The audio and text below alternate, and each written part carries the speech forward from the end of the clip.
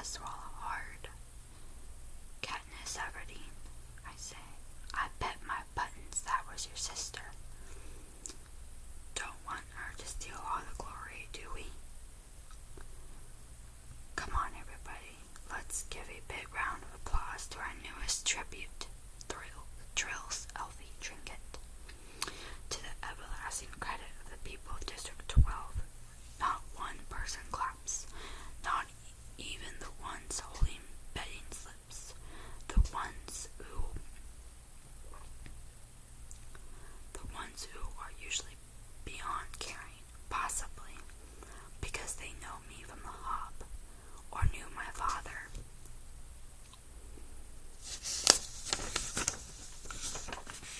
Or have encountered Prim, who no one can help loving, so instead of acknowledging applause, I stand there unmoving while they take part in the boldest move of dissent they can manage.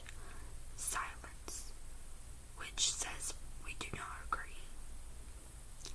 We do not condone. All of this is wrong.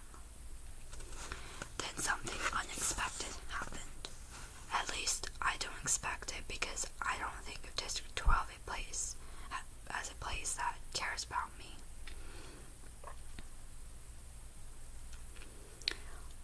But a shift has occurred since I stepped up to take Prim's place, and now it seems I have become someone precious. At first one, then another, then almost every member of the crowd touches the 3 middle fingers of their left hand to their lips and holds it out to me. It is an old and rarely used gesture of our district, occasionally seen at funerals. It means thanks. It means admiration. It means goodbye to someone you love. Now I'm truly in danger of crying, but fortunately, Haymitch chooses this time to come staggering across the stage to congratulate me. Look at her. Look at this one, he hollers, throwing an arm around my shoulders. He's surprisingly strong for such a wreck. I like her. His breath reeks of liquor. And it's been a long time since he's bathed. Lots of, you can't think of a word for a while, spunk, he says triumphantly. More than you. He releases me and starts for the front of the stage. More than you, he shouts, pointing directly into the camera.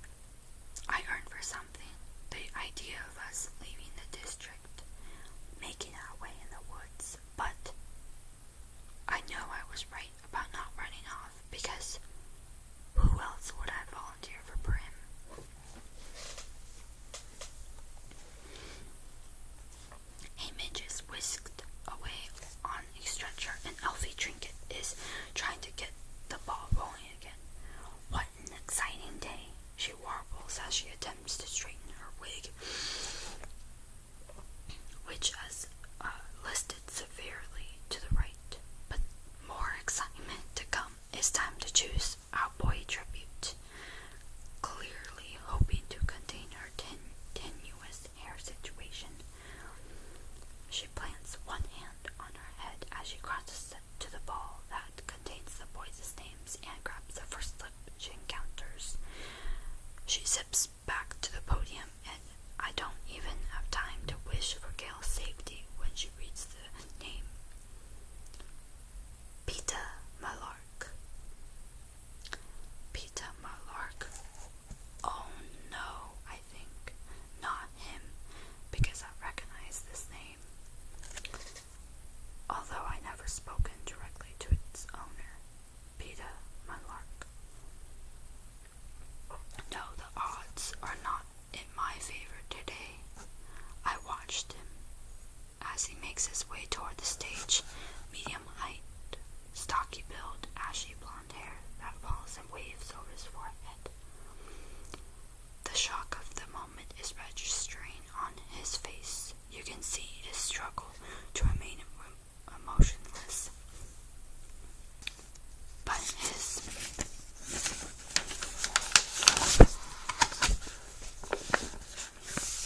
But his blue eyes show the alarm I've seen so often in Prey. Yet he climbs steadily on the stage and takes his place. Just seeing how many pages.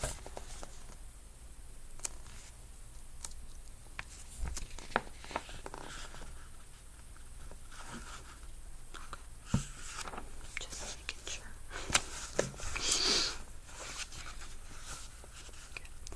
Elfie Trinket asks for volunteers, but no one steps forward. He has two older brothers, I know. I've seen them in the bakery, but one is probably too old now to volunteer, and the other won't. This is standard. Family devotion only goes so far for most people on reaping day. What I did was a radical thing. The mayor begins to read the long, dull treaty of treason, as he does every year at this point. It's required. But I'm not listening to a word. By him, I think. Then I try to convince myself to do it. Myself, it doesn't matter.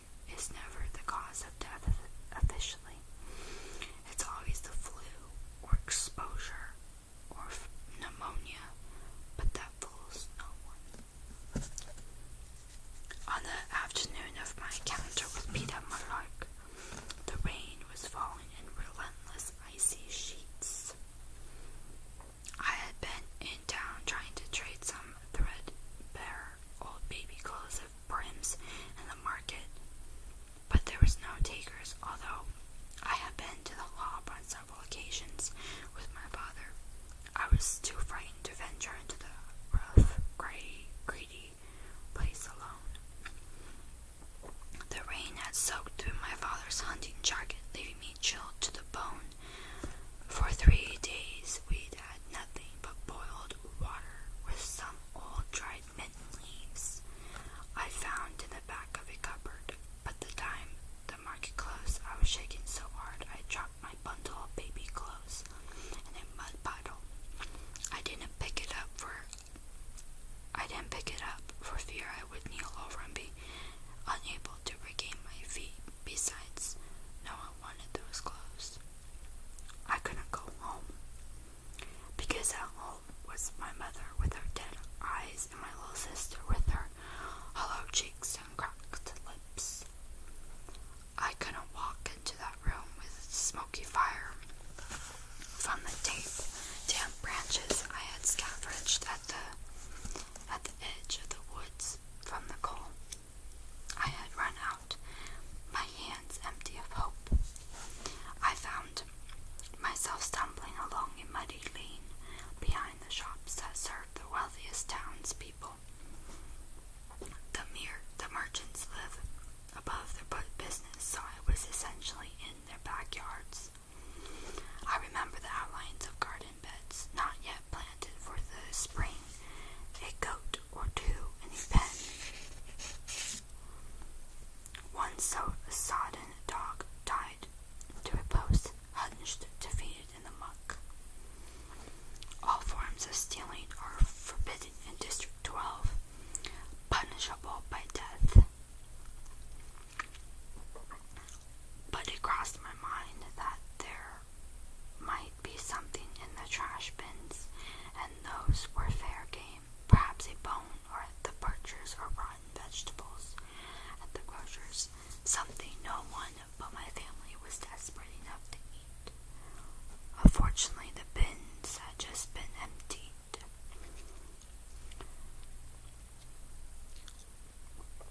When I passed the baker's, the smell of fresh bread was so overwhelming.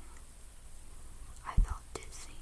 The ovens were in the back, and a golden glow spilled out the open kitchen door. I stood mesmerized by the heat and the lustrous scent until the rain interfered, and running its icy fingers down my back, forcing me back to life. I lifted the lid to the baker's trash bin and found it spotlessly, heartlessly bare. Suddenly, a voice was screaming at me, and I looked up to see the baker's wife telling me to move on, and did I want her to call the peacekeepers, and how sick she was of having those brats from the scene pawning through her trash. The words were ugly, and I had no defense as I carefully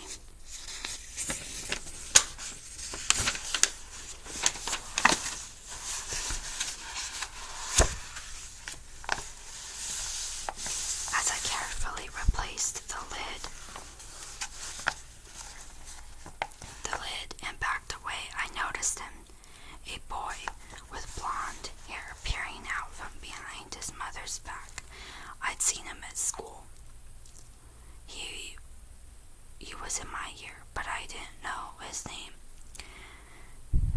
He stuck with the town kids, so how would I?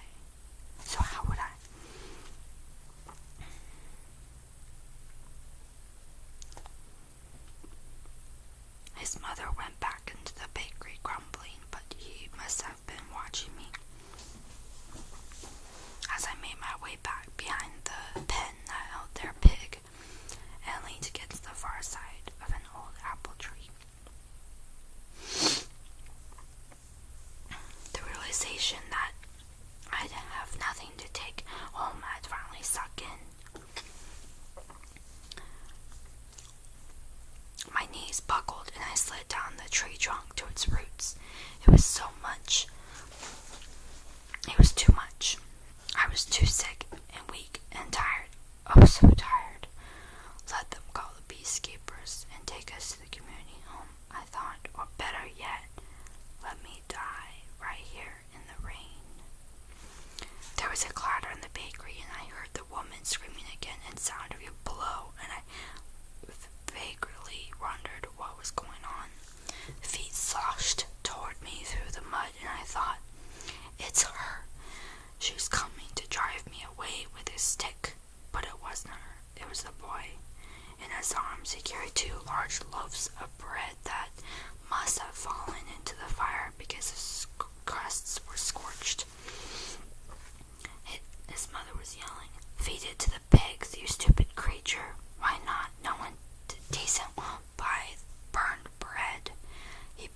tear off chunks from the burned parts and toss them into the trough. And the front bakery bell rang, and the mother disappeared to help a customer. The boy never even glanced my way, but I was watching him because of the bread, because of the red wheal that stood out on his cheekbones. What had she hit him with? My parents never hit us. I couldn't even imagine it. The boy took one look back to the bakery as if checking that the coast was clear. Then his attention back on the pig. He threw a loaf of bread in my direction. The second quickly followed, and he sloshed back into the bread, closing the kitchen door slightly behind him. I stared at the loaves in disbelief. They were fine. Perfect, really, except for the burned areas. Did he mean for me to have them? He must have, because there they were at my feet. Before anyone could witness what had happened, I shoved the loaves up under my shirt, wrapped the hunting jacket tightly around me, and walked swiftly away. The heat of the bread burned to my skin, but I clutched it tighter, clinging to life. By the time I reached home, the loaves had cooled somewhat, but the insides were still warm.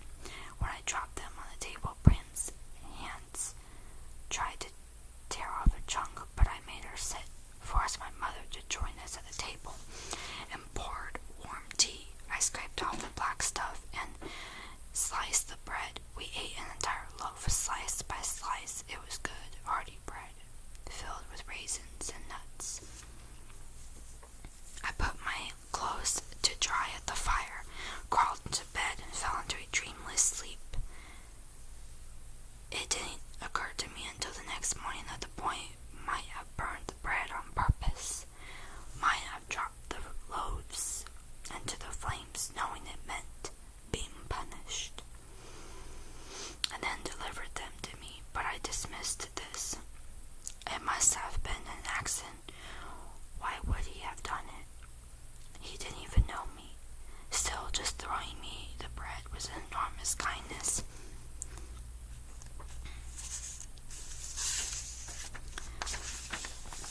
That would have surely resulted in a beating if discovered. I couldn't explain his actions. We ate slices of bread for breakfast and headed to school. It was as if spring had come overnight. Warm, sweet air, fluffy clouds. At school, I passed the boy in the hall. His cheek had swelled up and his eyes had blackened. He was with his friends and did acknowledge me anyway, but as I collected Prim and started for home that afternoon, I found him staring at me from across the schoolyard.